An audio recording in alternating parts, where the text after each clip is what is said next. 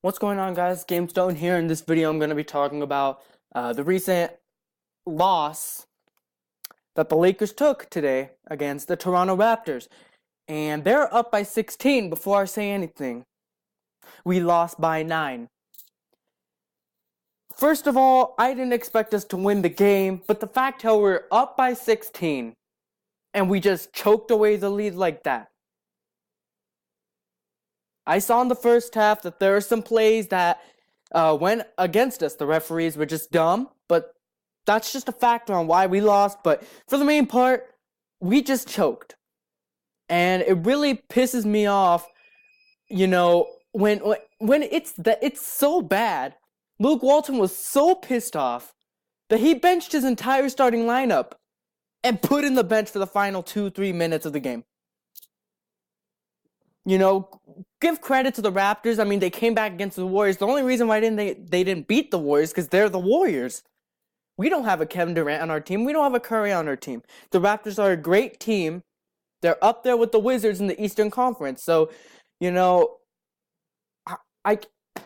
don't know. Kyle Lowry had a triple-double. He didn't have the amazing shooting performance that we all expected him to. DeRozan heated up in the second half. Siakam, seriously, I don't even know if I pronounce his name right because nobody ever heard of this guy before. Okay? Ibaka with 18 points, 8 rebounds. He was just bullying whoever was there in the second half, it seemed like, and nobody could stop him. I just don't, some of these guys, I don't even know how they won. I don't know how the Raptors won. The Lakers they were just trash.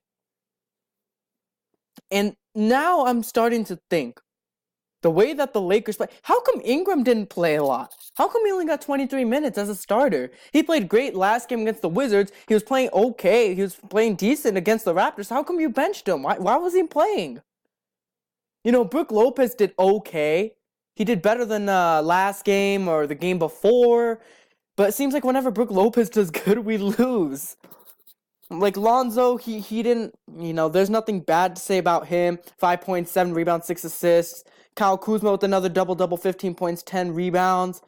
Clarkson, he missed a bunch in the first half. Started to get a little more in the second half, but only ended up with 11. The only performance I'm really content with is Julius Randle. And also Josh Hart, but mainly Julius Randle. I don't understand what was Larry Nance doing in the fourth quarter for so long. I'm not saying he's bad, but Larry Nance has no postgame. He doesn't have that great of a mid-range as it seems.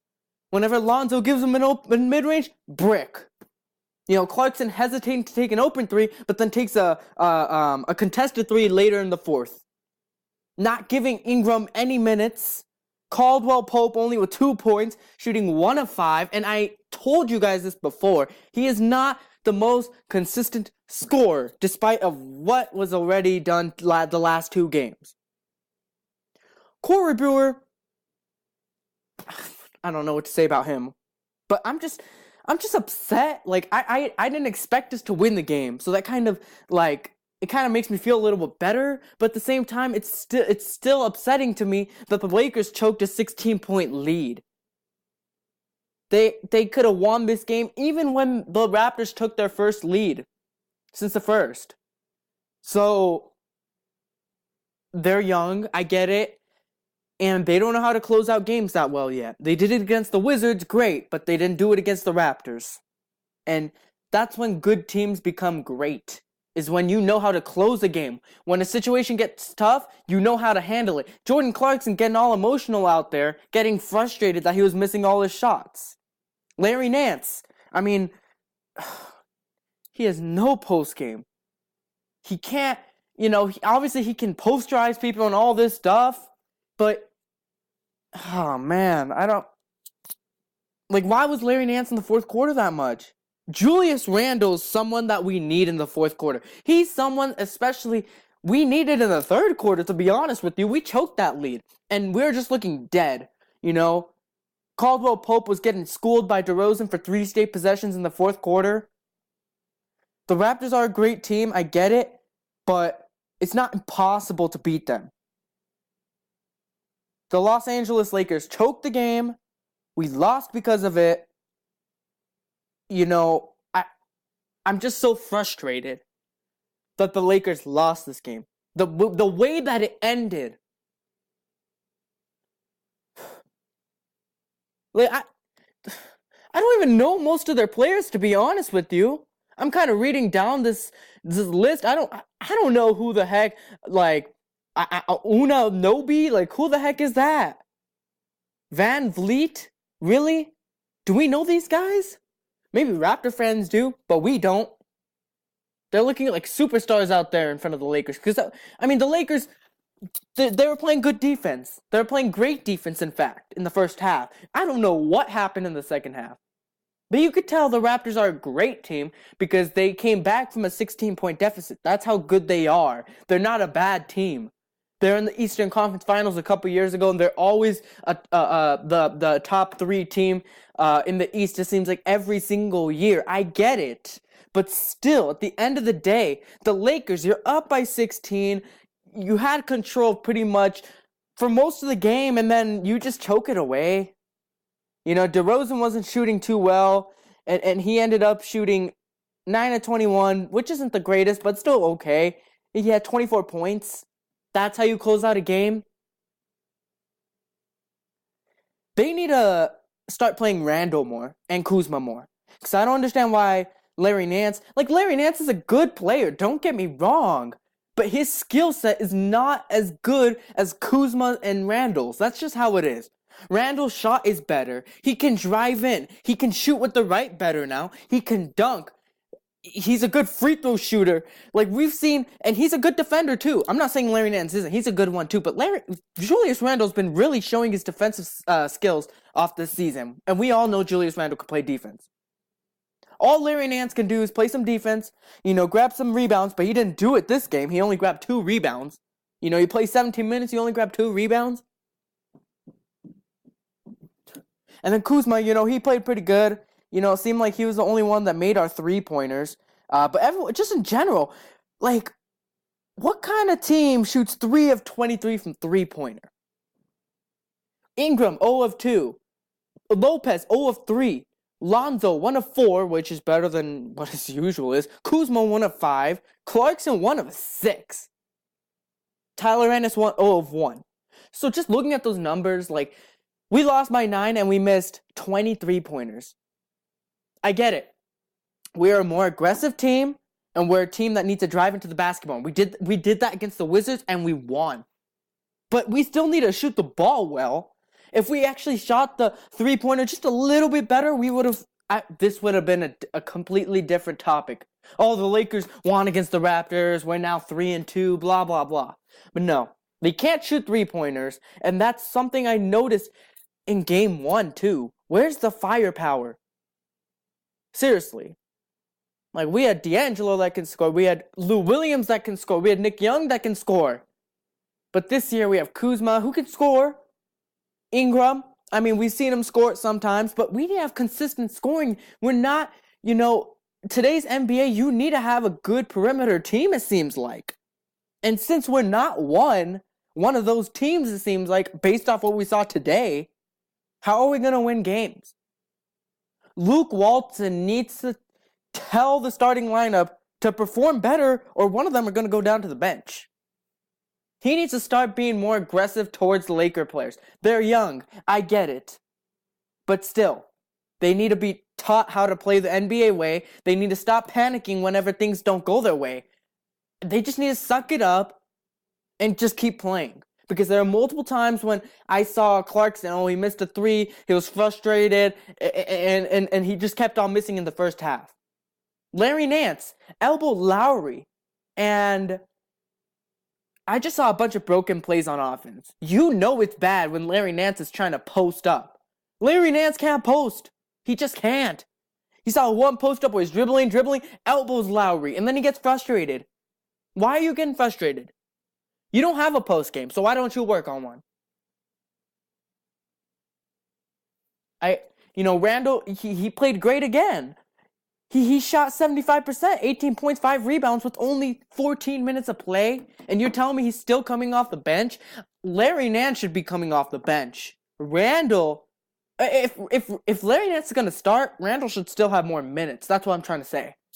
Randall, I mean, come on, why are you only giving Randall so few minutes? He's a player that we need on the team. Like, it seems like whenever things don't go our way, the Laker players are like, we're just done. We're tired. Where's the energy? Where's the firepower? You know, all I saw when Randall, he got blocked by Ibaka. And then the next possession, he drove in and made a layup. He did not give up in driving in. But it seemed like whenever somebody else drove in and got blocked, they just settled for threes and missed. Clarkson. So, it's just frustrating to see this, just because it's a game that we could have won. And as a Laker fan, you want to see the Lakers obviously do better. And their defense is much better this year. But the little things like this, they need a fix. Obviously, a huge thing, which is defense, that's been poor for the past few seasons. They obviously fixed that. Now they need to start worrying about how they're going to close the game. Now they have to start worrying about scoring now. Because I was watching a live stream of the game, and there's some crazy statistic of the Lakers winning 5 games and losing 134 when they scored less than 95 points. Like, if they can't score, they need to if they can't play offense, they at least need to play defense in the second half. They didn't do that. And, you know, they're young. They got tired. They got beat up. DeRozan, a veteran, the best shooting guard in the league James Harden's a shooting guard now, but DeRozan, obviously a top shooting guard in the league now, or was always, but a top shooting guard just in general. One of the top. So, he was a veteran, and he just proved why the Raptors are that good. He proved why he's so good. Caldwell Pope had some good stops on him in the first half, but what happened in the second half? DeRozan came out saying, this is not going to happen again in the second half, and we're going to make sure that we're going to beat this LA team. We had a lot of confidence coming into the game just because of the comeback win against the Wizards. And, you know, some of you guys might think I'm being a little too harsh on the Lakers, but how are they going to grow? You know, if you only cuddle with them and all this stuff, they're not going to grow. They're young. They're like the 4th youngest team in the NBA. And the only way they're going to get better is if they stop making these little mistakes. You know, they need to make an extra pass. They need to defend better. You know, they can't get frustrated when something doesn't go their way. I mean, obviously, let's say Kobe. I mean, things didn't go his way always, but you didn't see him always talking with the ref like 200% of the time. It seemed like he never did that. Obviously, you saw it sometimes, but Kobe always just came back and kept playing. He did not stop and fight with the ref or argue with the ref. That's something the Lakers need to work on.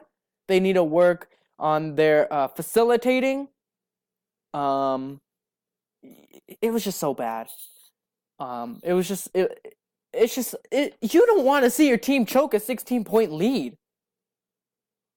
No matter what team especially being a Laker fan, considering how poor we've been playing for the past 4 seasons, seems like.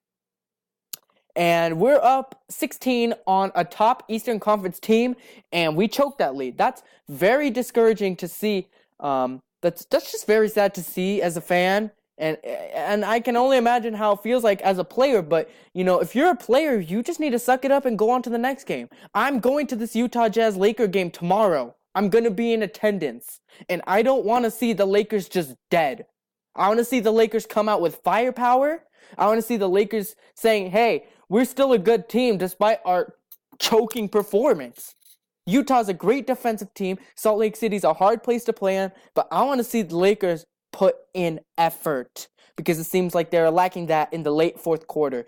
They need to put in Julius Randle earlier in the game, and things will turn out well. If you guys enjoyed this video, drop a like on it, comment down below, whether you're a Laker fan or a Raptor fan, what your guys' thought on it is, and subscribe for more content, guys. All right, guys, I'll see you guys later, and yeah, peace out.